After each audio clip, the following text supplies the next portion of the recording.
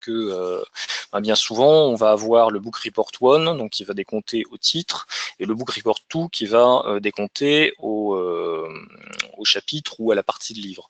Donc ici, on a donc un même rapport qui va permettre de mesurer l'utilisation des livres électroniques dans un même rapport en indiquant à chaque fois si c'est un article, un chapitre, une partie de livre ou un livre entier. Je reviendrai là-dessus tout à l'heure. Le type d'accès, donc c'est la nature en fait du contrôle d'accès qui était en place au moment de l'accès au contenu. Ça permet notamment de distinguer tout ce qui est Open Access Gold de tout ce qui est accès contrôlé ou accès payant. Donc contrôle, ça signifie dans les valeurs à droite, contrôle signifie qu'une licence d'accès était en place lorsque le contenu a été demandé, enfin qui était requise lorsque le contenu a été demandé. OAGOL donc signifie que le contenu est en libre accès parce que des frais de traitement d'articles ont été payés. Alors, OAGOL n'est pas le seul type de contenu librement accessible sur les plateformes éditeurs. Il y a aujourd'hui donc un sous-groupe de travail au sein de Counter auquel je participe, qui est chargé de se prononcer donc sur le devenir de OA, notamment de la valeur OA delayed, donc qui a été définie dans la première version de la recommandation comme n'étant pas encore utilisée, donc suite à des remarques de certains éditeurs donc, qui ont fait valoir leur difficulté en fait à décompter cette chose-là séparément. Donc il n'est pas encore utilisé dans la version actuelle de la recommandation, mais il y a un travail donc, qui est actuellement en cours dans le cadre d'un sous-groupe Counter, donc qui est suivi par le GTI. Et donc des évolutions sont donc à prévoir, non seulement sur le OA delayed, mais sur également la valeur out of free to read, qui était au départ donc prévue pour permettre de décompter notamment les accès promotionnels, c'est-à-dire les accès gratuits pour d'autres raisons que le passage en open access, et qui lui également a été réservé pour l'instant aux seuls entrepôts. Donc cet attribut donc dans l'état actuel des choses, donc pour les rapports qui seront fournis à partir de 2019, donc ça permettra déjà de reproduire en fait ce qu'on arrivait déjà à faire avec le JR1 et le JR1 GOA, avec cet acquis supplémentaire que comme on va pouvoir rajouter l'attribut année de publication, eh bien, on va pouvoir ventiler tout ce qui est accès gold par année de publication, donc ce qu'on ne pouvait pas faire jusqu'à présent.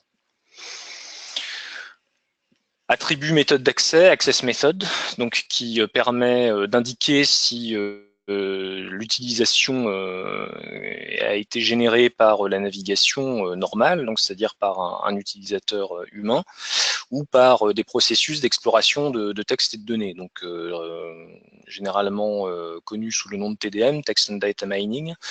Donc cet attribut, c'est un paramètre que vous pouvez invoquer dans les rapports maîtres par l'interface de requêtage, mais ce n'est pas décompté dans les rapports standards et dans les vues standards, donc sur les livres et les revues, et l'attribut n'est pas présent, c'est-à-dire que les totaux en fait qui vont être ramenés dans les vues standards livres et revues, ce sont des totaux qui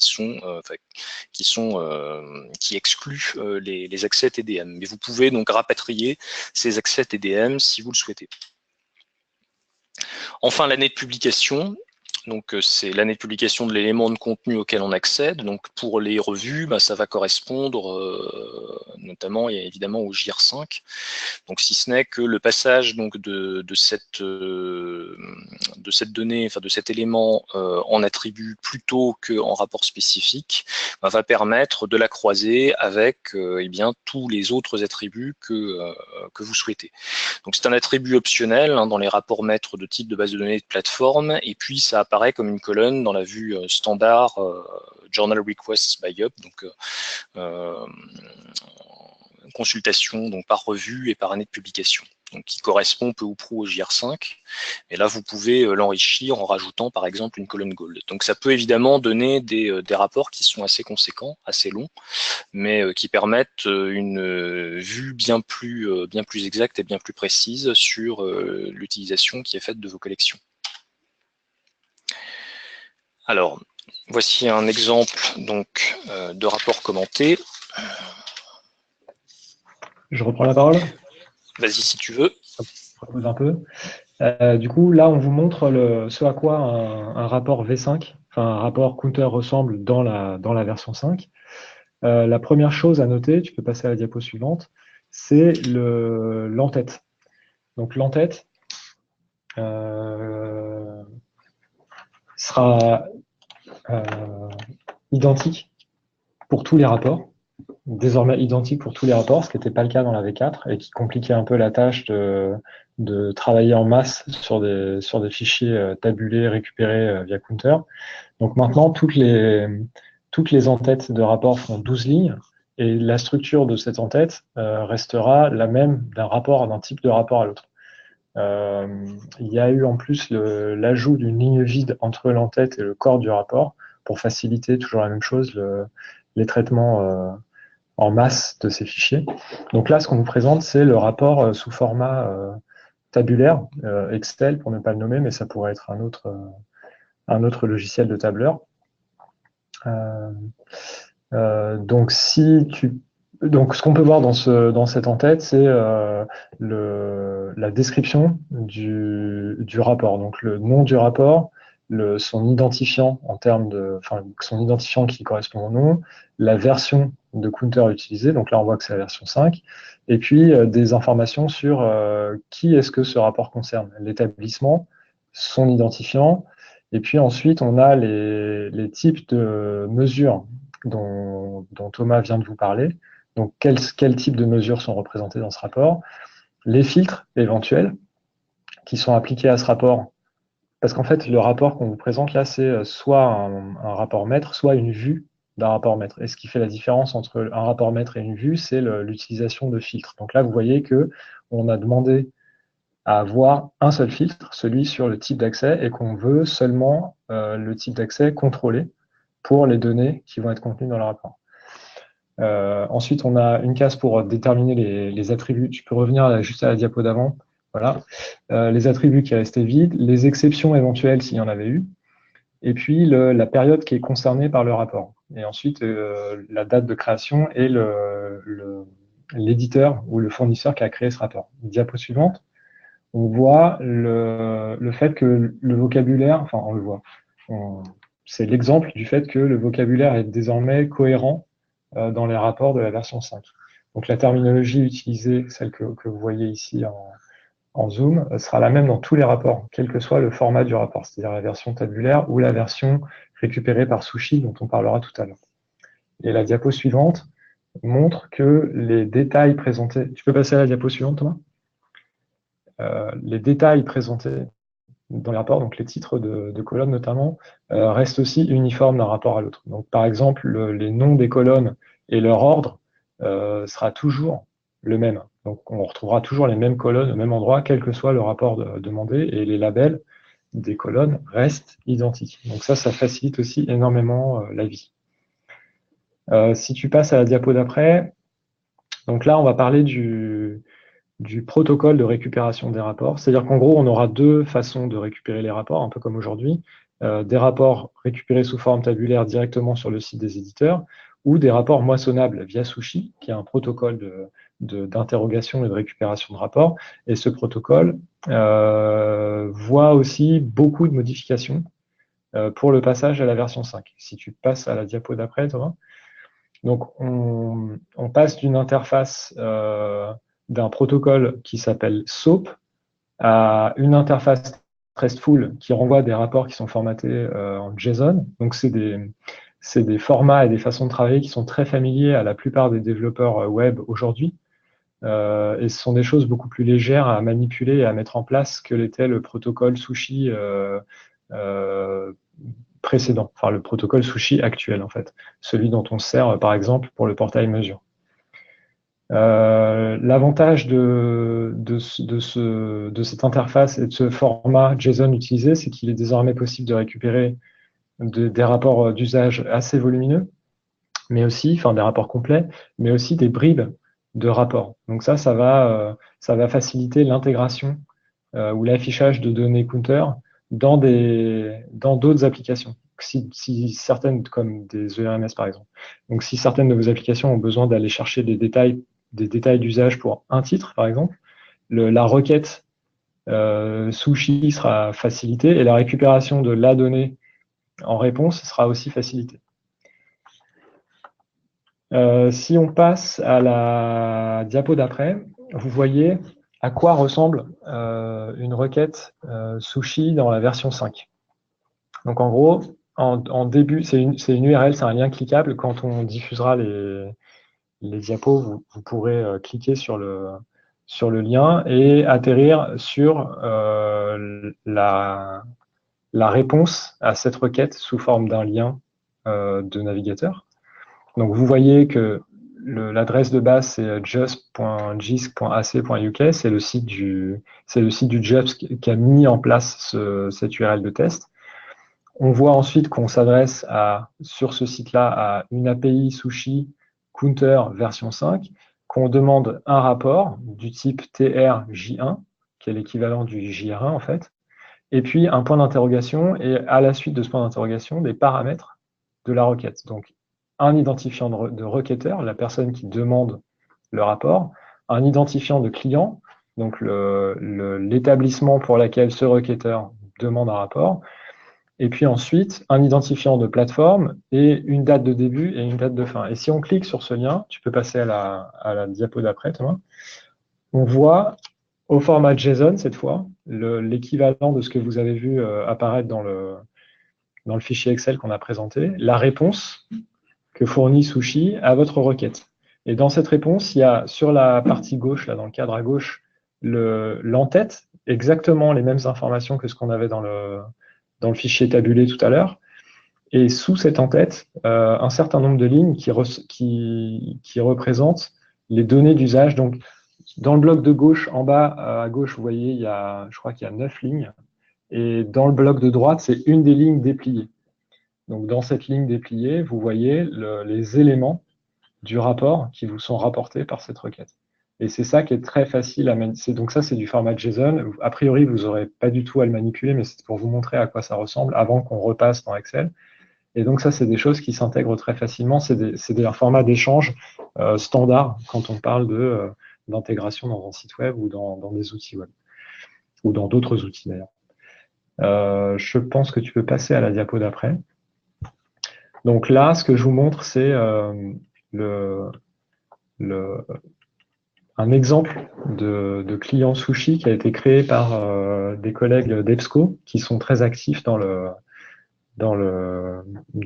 processus de mise à jour de Counter. Et là, ça montre, c'est une preuve de concept, un exemple de faisabilité qui montre un client sushi créé à l'aide de macros Excel. Donc, vous remplissez dans le formulaire, tu peux passer à la diapo suivante, on va voir la partie, donc l'URL, ce que je vous montrais tout à l'heure avec l'URL complète, là, on l'a de façon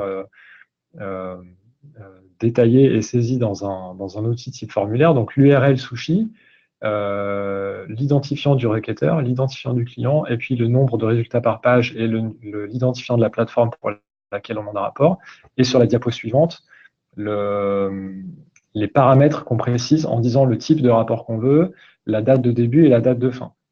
Et ça nous montre, une fois qu'on a lancé la requête en cliquant sur Go, si tu passes à la diapo suivante, Thomas, on voit le rapport tel qu'il est récupéré et tel qu'il apparaît dans son format tabulé. Et c'est exactement les mêmes informations qui apparaissent là-dedans que celles que je vous montrais dans le résultat JSON de quelques diapos auparavant.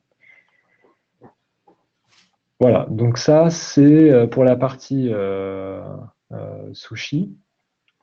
Et du coup, Thomas, je te laisse reprendre la parole. Je reprends la main. Donc quelques cas d'usage en fait courants, hein, puisque donc là on vous a présenté un petit peu la théorie. Alors ça fait beaucoup d'éléments effectivement nouveaux, hein, mais n'hésitez pas encore une fois à poser vos questions par le chat et nous aurons certainement le temps d'en prendre au moins quelques-unes avant de se quitter. Alors mettons par exemple que je veuille connaître l'utilisation de mes revues et calculer le coût à l'article. Donc je vais tout simplement utiliser la vue standard, donc Journal Request, qui est une vue standard donc sous le rapport maître de titre. Donc Journal Request excluding OA Gold, donc en enlevant tout ce qui est Gold. Donc il s'agit essentiellement, hein, on vous l'a mis en bas à droite, du JR1 de la version 4 moins les valeurs du JR1 GOA. Donc c'est-à-dire ce qu'on pouvait faire, ce qu'on ne pouvait faire jusqu'à présent qu'au prix de lourdes manipulations dans Excel. Je ne sais même pas si beaucoup de gens le faisaient. Donc maintenant sera livré directement. Donc ce sera l'utilisation des revues souscrites ou possédées, et puis avec une exclusion des contenus en Gold Open Access et du TDM. Donc avec une mesure clé qui est le Total Item Requests, donc l'ensemble des téléchargements sur un élément. Alors comparer l'usage des e-books, hein, comment dire, c'est un petit peu le saint graal, hein, de la version 4 là. Enfin, c'est-à-dire que c'est vrai que c'était un petit peu disjoint.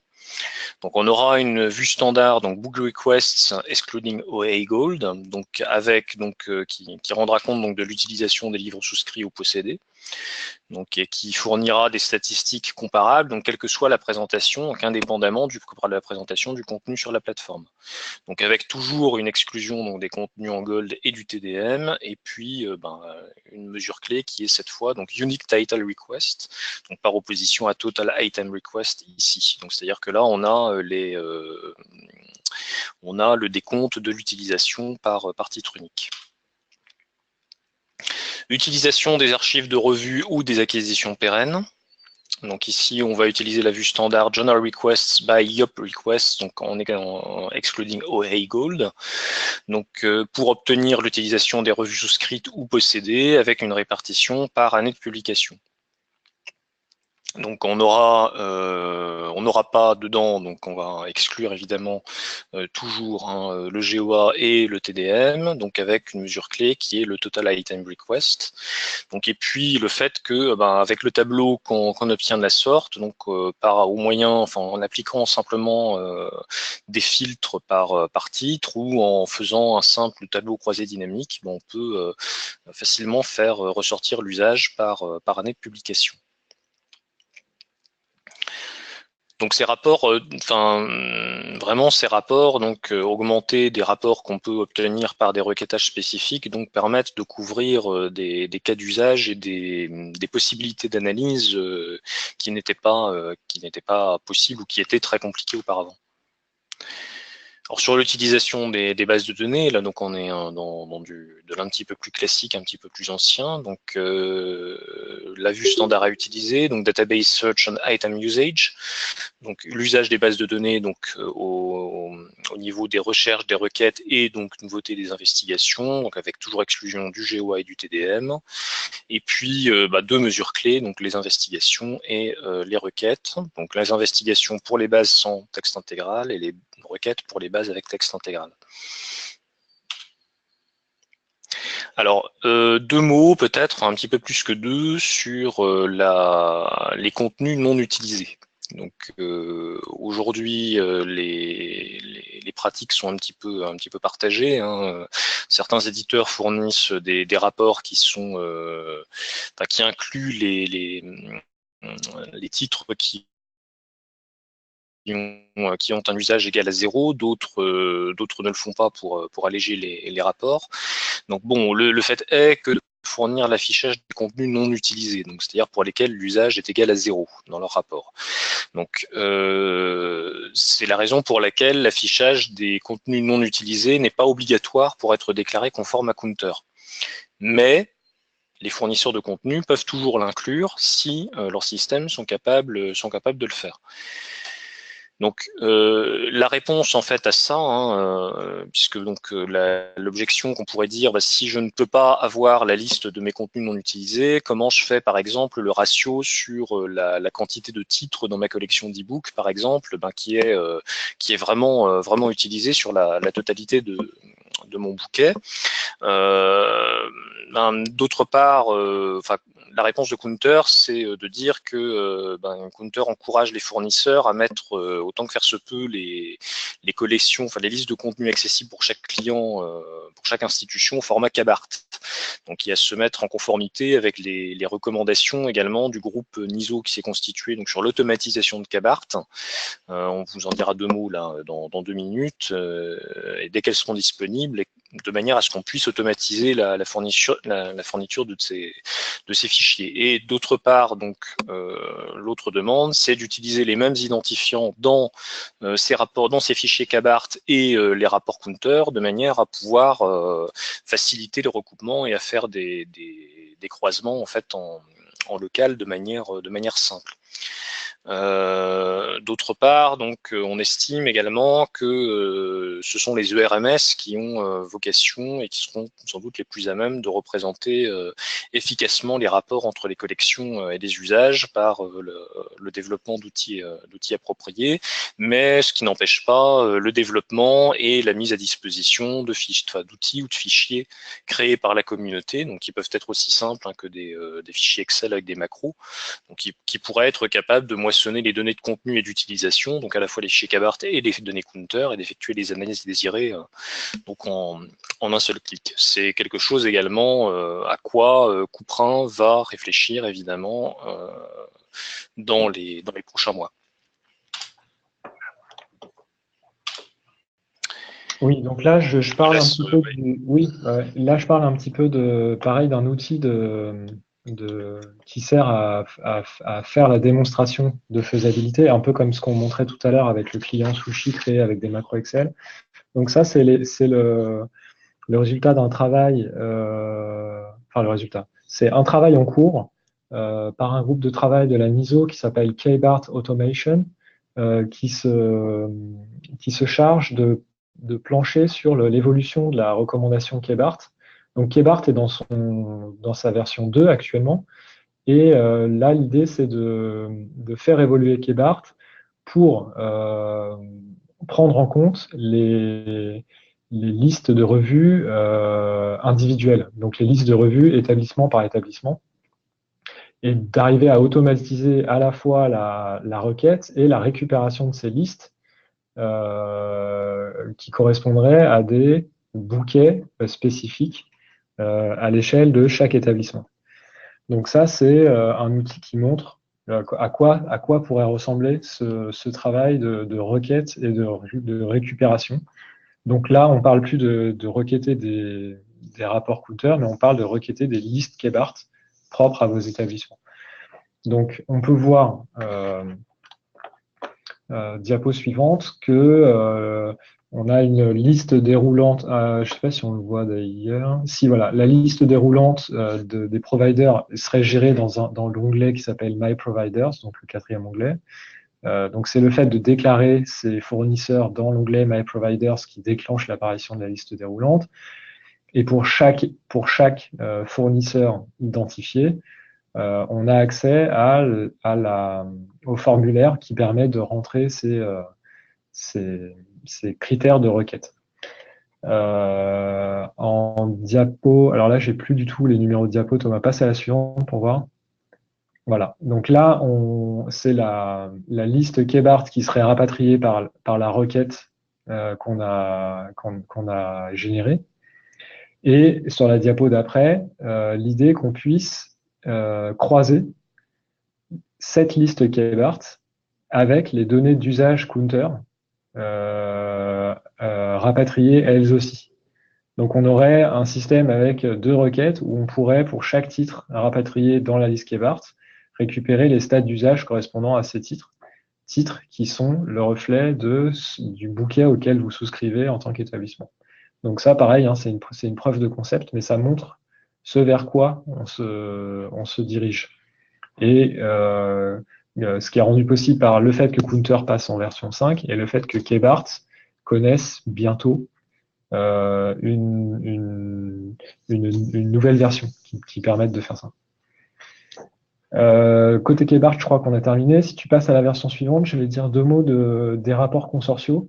Donc les rapports consortiaux ont toujours été un peu problématiques. Ils ont fait leur apparition dans la V4, mais pas dans la version initiale de la V4. C'est un ajout tardif à la V4. Et ils ont la particularité d'être actuellement seulement disponibles au format XML. Certains éditeurs les fournissent aussi en version tabulaire, mais la seule version qui est spécifiée dans Counter V4, c'est le format XML. Et la deuxième particularité, c'est que ces rapports consortiaux ne concernent que les JR1. Ce qui est intéressant, mais ce qui n'est pas aussi intéressant qu'un rapport consortial de type JR5, par exemple. Donc, on n'a pas actuellement de consortium report pour les JR5. Et enfin, la partie très problématique, c'est le fait que ces rapports sont gigantesques, sont très lourds à manipuler quand on les récupère et sont aussi difficiles à récupérer. Aussi parce qu'ils sont difficiles à générer et à tel point que certains éditeurs n'arrivent même pas à les générer. Donc on se retrouve pour la V5 avec la décision de ne plus demander aux éditeurs de rapports consortiaux, mais par contre de faire en sorte que les éditeurs fournissent les mécanismes qui nous permettent de reconstituer l'équivalent de rapports consortiaux du côté du consortium qui en fait la demande. Et pour ça, se trouve spécifiée dans la version 5 de Counter une méthode qui s'appelle Members, qui permet à un consortium de récupérer la liste des établissements qu'il représente. Et sur la base de cette liste, le consortium peut ensuite récupérer les rapports pour chacun des membres à la suite les uns des autres, des rapports qui l'intéressent. Et donc, en faisant ça, en fait, le consortium émet une suite de requêtes qui lui permet ensuite, de son côté, de reconstituer l'équivalent d'un rapport consortial. Et puis, Counter s'est engagé à faciliter le développement d'un outil ou de plusieurs outils open source pour donner au consortium la possibilité de le faire de façon logicielle, c'est-à-dire que les consortiums n'auraient pas à développer un outil de gestion consortiale, mais pourraient profiter d'un outil en open source, et a fait paraître un appel d'offres qui est en cours de dépouillement actuellement et dont on vous donnera des nouvelles dès qu'on pourra. Côté consortium, je crois qu'on a fait le tour. Je te laisse passer à la diapo suivante et on va parler du calendrier de déploiement. Donc, tu peux passer directement à la diapo d'après, en fait. Voilà. Là, on vous montre sur 2 lignes parallèles l'évolution et l'extinction progressive de Counter 4 au profit de Counter 5. Donc, première ligne, c'est Counter 4 qui reste obligatoire jusqu'en avril 2019 et qui ensuite peut être la fourniture de rapports en version 4 peuvent être retirés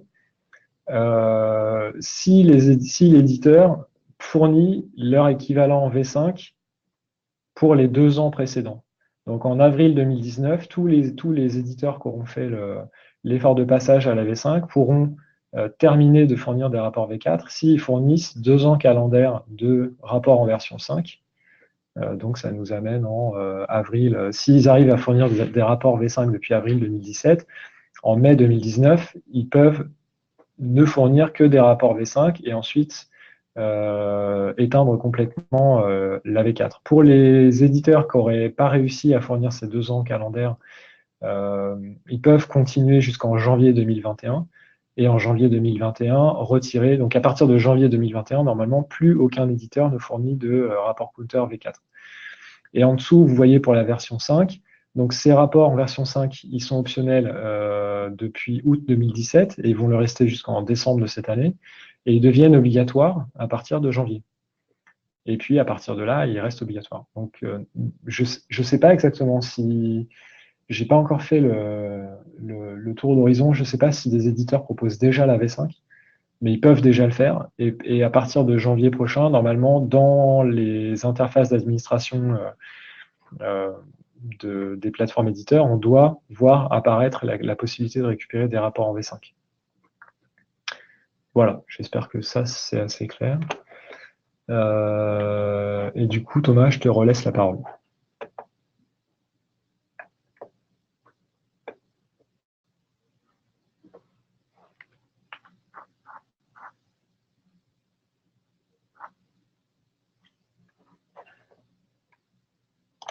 Thomas, c'est bon pour toi?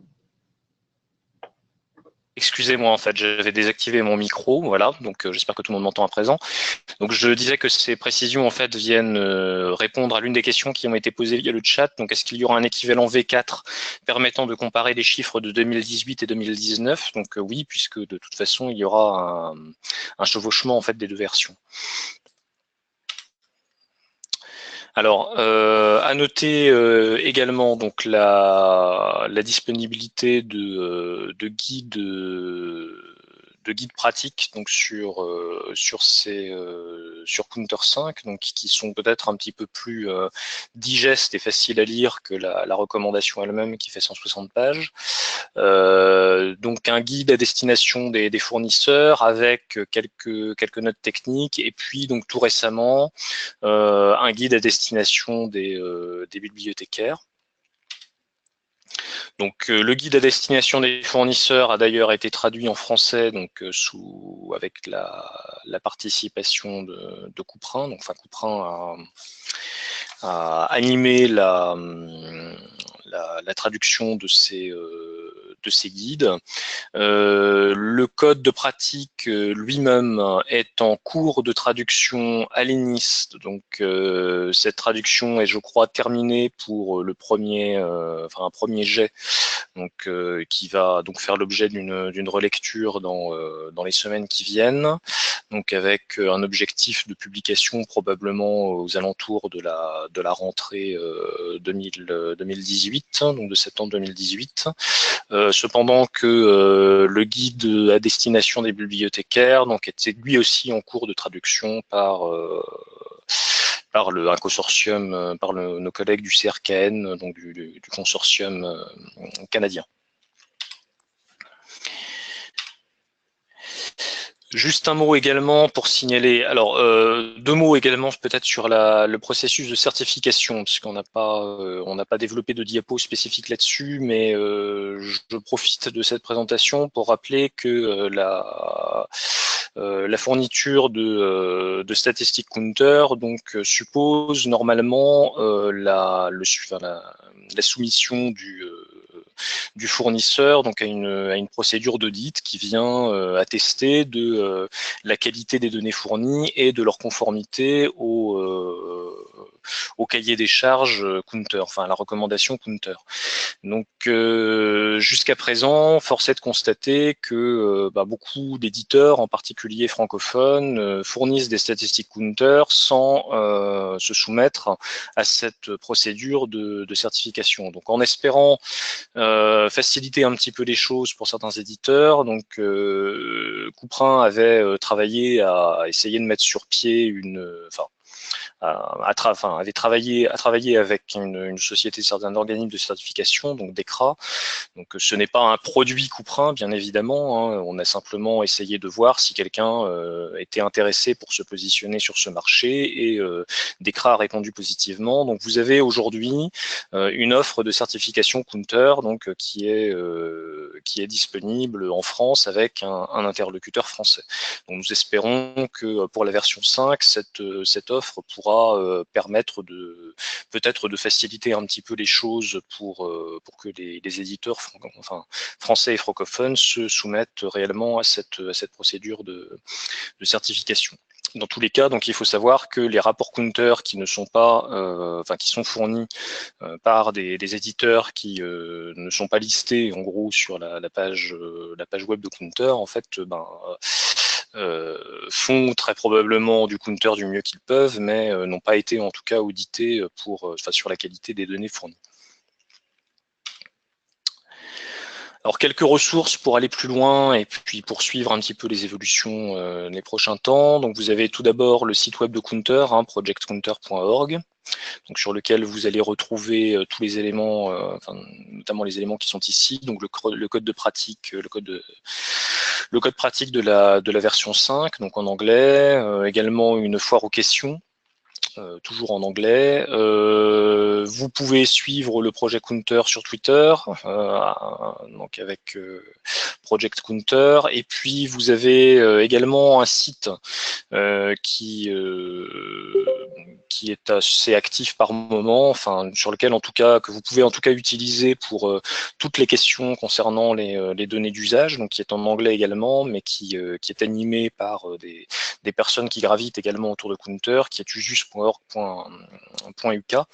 donc et qui agit comme une espèce de forum en ligne où on peut poser des questions soumettre des questions à la communauté sur les statistiques d'usage. Voilà, donc pour rejoindre l'un des forums également, ou l'une des listes de diffusion donc mise à disposition par Counter, vous pouvez écrire à laurenestel@counterusage.org. Donc Lorraine Estel est directrice du projet Counter. Vous pouvez également, n'hésitez surtout pas à revenir vers nous donc par mail pour toute question postérieure à la présentation. Nous allons déjà prendre, je pense, le temps de répondre à quelques questions qui ont été posées par chat. Donc, je vous propose de procéder à cela à présent. J'ai oublié. Thomas, est-ce qu'on peut revenir sur la diapo qui distingue les recherches et les investigations, s'il te plaît? Oui, alors il y a une question. J'ai vu qu'il y avait une question là-dessus. Donc, mon explication n'était peut-être pas suffisamment claire, donc je vais revenir dessus également, si besoin.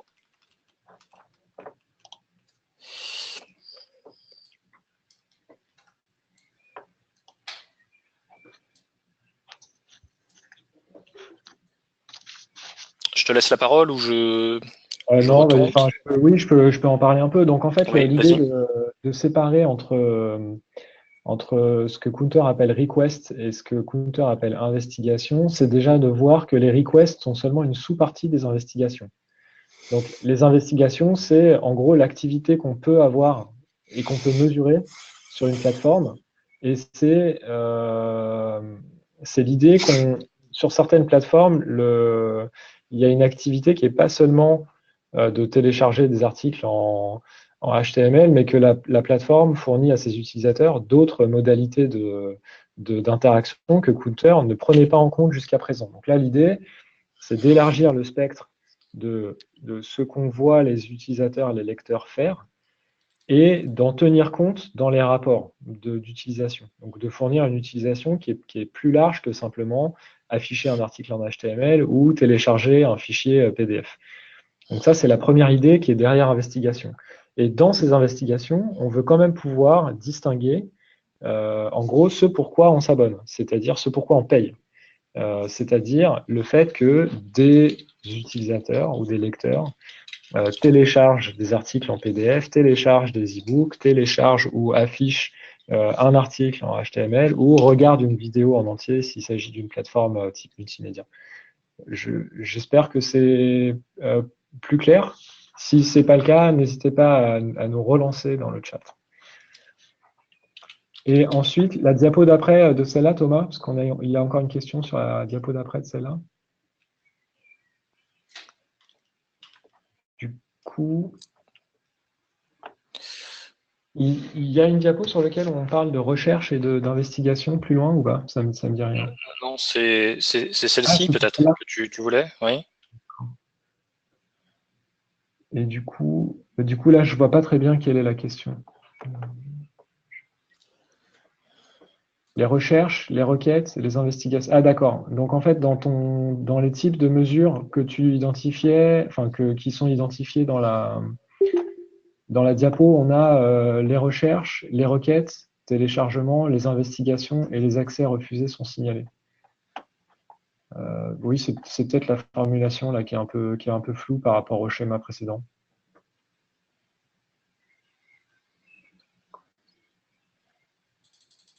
Parce ah oui, les recherches, en fait, les recherches telles qu'elles sont, donc, dans les types de mesures qu'on identifie, ce qu'on appelle les recherches en français correspondent à ce qui s'appelle searches, qu'elles soient regular, federated ou automated. Donc ça, c'est les recherches au sens base de données. Et ensuite, on a les requêtes qui correspondent réellement à des requêtes au sens HTTP, c'est-à-dire des téléchargements ou des récupérations de pages, et les investigations. J'espère que cette fois, c'est plus clair. Oui, c'est-à-dire que le terme investigation, effectivement, a été rendu en français ici, et puis dans les documents traduits, on l'a gardé sous le nom d'investigation. Investigation. C'est vrai qu'il peut y avoir, même en anglais d'ailleurs, j'imagine, peut-être une confusion. Il y a une confusion possible dans les termes, mais effectivement, les recherches, ce sont vraiment les recherches qui sont lancées sur la plateforme, que ce soit de façon automatique ou de façon manuelle. Les investigations, donc c'est l'ensemble que Thomas rappelait tout de suite, là, qui est entouré en bleu ici, c'est-à-dire que c'est l'ensemble en fait des actions qui sont effectuées par un utilisateur sur la plateforme sur un élément donné. Ensuite, on avait une question sur le coût de la certification francophone. Ouais. Alors là-dessus, je pense que le mieux est de contacter directement DECRA. Alors, je ne peux pas en fait copier-coller l'URL de leur, encore que je vais le faire. Ce sera le plus simple. Je vais copier l'URL de leur page d'accueil dans le chat.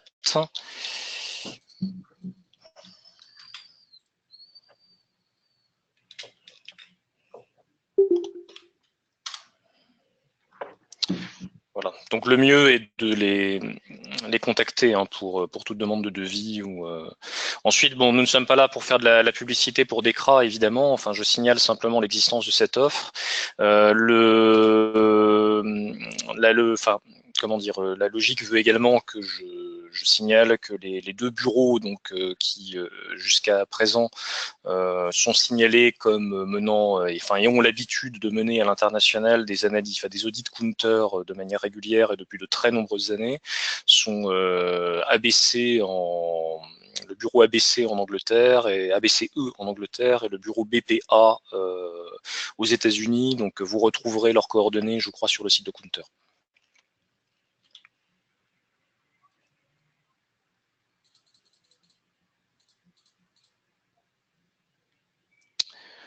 Alors ensuite, on avait un certain nombre de questions, mais certaines ont été répondues. Enfin, tu as répondu, je vois Thomas, à certaines dans le chat. Ouais, je vais essayer de le faire en chat. Alors, qu'est-ce qu'on a raté? Ici, il y a la question sur les recherches fédérées et automatisées.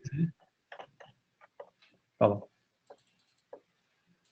J'étais en train d'essayer de retrouver. Donc, en fait, ce qui fait foi toujours et ce qui nous aide à répondre à vos questions, c'est d'aller voir directement le guide de bonne pratique qui est disponible en ligne depuis un petit moment maintenant et qui se trouve, donc je vais le mettre pour tout le monde dans le chat ici, et qui dispose maintenant d'une interface de recherche directe en ligne. Donc vous rentrez le terme que vous cherchez et vous accédez aux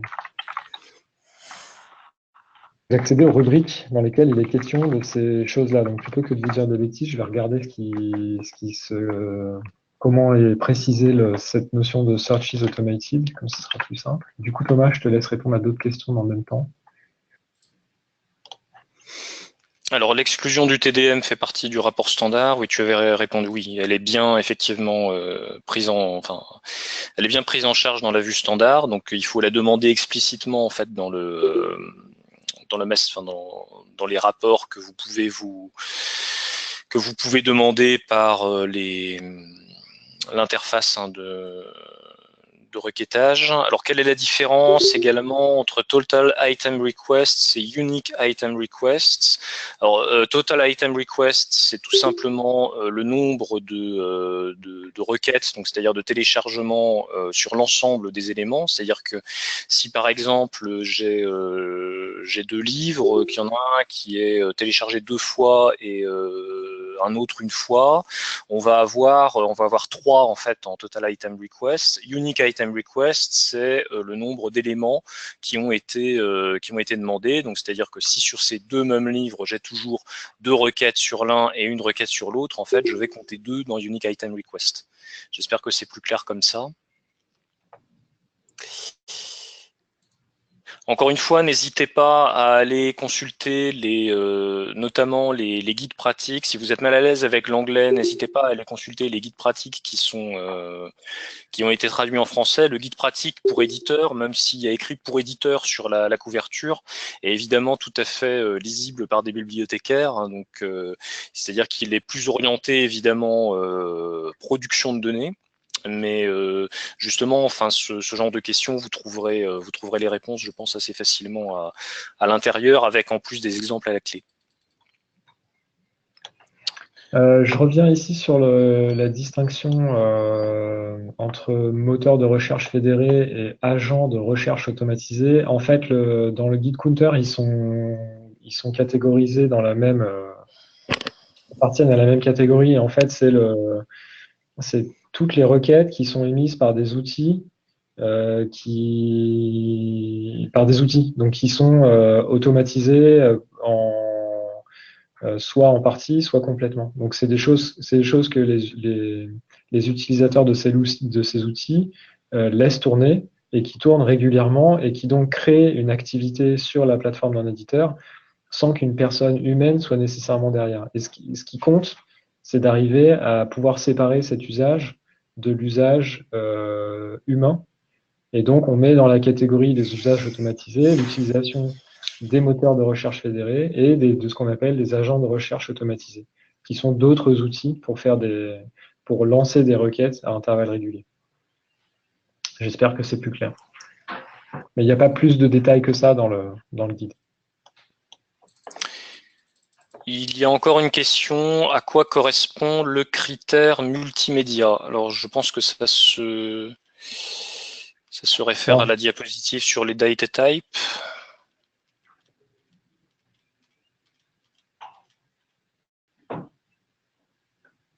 Probablement, oui. Donc l'attribut data type, donc c'est le nom de la colonne, hein, donc peut revêtir plusieurs valeurs, donc c'est-à-dire que vous pouvez avoir une distinction en fait de l'usage donc par type de contenu, si vous voulez. Enfin, plutôt que type de données, on pourrait parler en français de type de contenu. Donc, et parmi les types de contenus, donc outre les revues, les jeux de données, donc vous avez effectivement multimédia. Donc multimédia, pour autant que je sache, c'est la même chose que dans les rapports multimédia qui sont actuellement disponibles dans la version Counter 4, même si les rapports multimédia sont à ma connaissance très peu utilisés chez les éditeurs. Et donc ça concerne tous les contenus, notamment vidéo, je crois images également. Donc qui sont autres que les autres, enfin que les types de que les contenus textuels qui sont visés par les autres catégories. Ouais, Thomas, donc tu veux ajouter quelque chose là-dessus? Ouais, on parle de fichiers vidéo, de fichiers audio ou de tout autre type audio, bien sûr, de fichiers qui ne sont pas du texte. Pour revenir sur cette notion qui est réellement très discutée, hein, la distinction entre requête et investigation. Ce qu'il faut comprendre, c'est que quand on compte une requête, on compte aussi une investigation. C'est-à-dire que le compteur pour les investigations, il augmente. Enfin, le compteur, quand on mesure ce qu'on appelle une requête, ça augmente aussi le compte des investigations. Par contre, certains types d'investigations ne comptent pas comme des requêtes. Donc, vous aurez dans vos rapports, généralement, enfin toujours un compte au moins égal en investigation que celui que vous avez en requête. Je ne sais pas si c'est clair.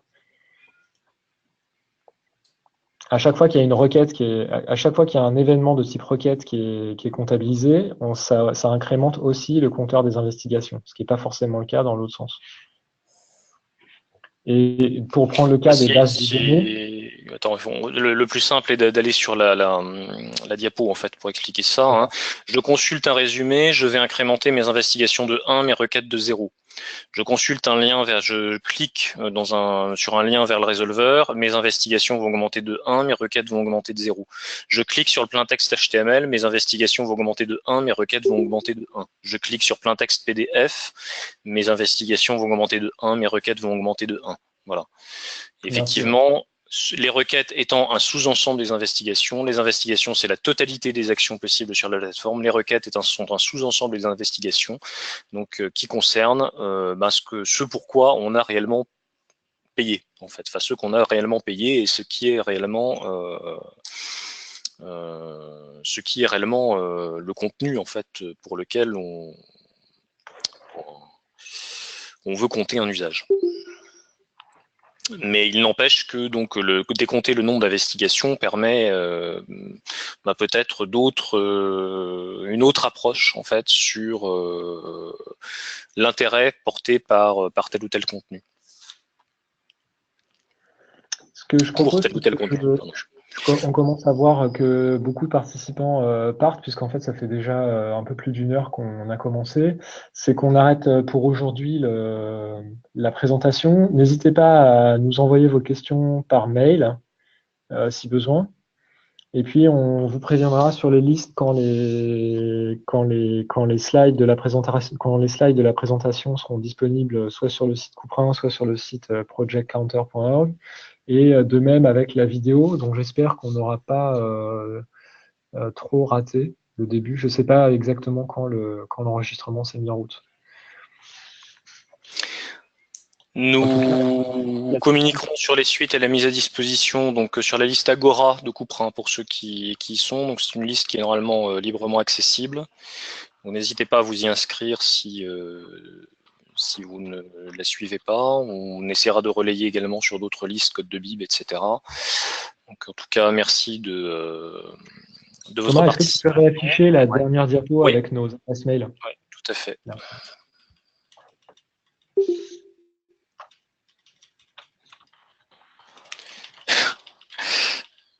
C'est un long PowerPoint.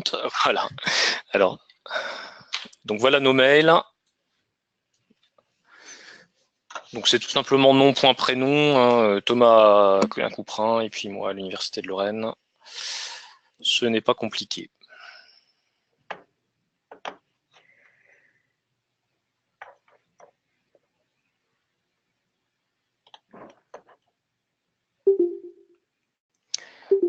Voilà, donc nous vous souhaitons à tous une bonne journée et puis merci beaucoup pour votre participation.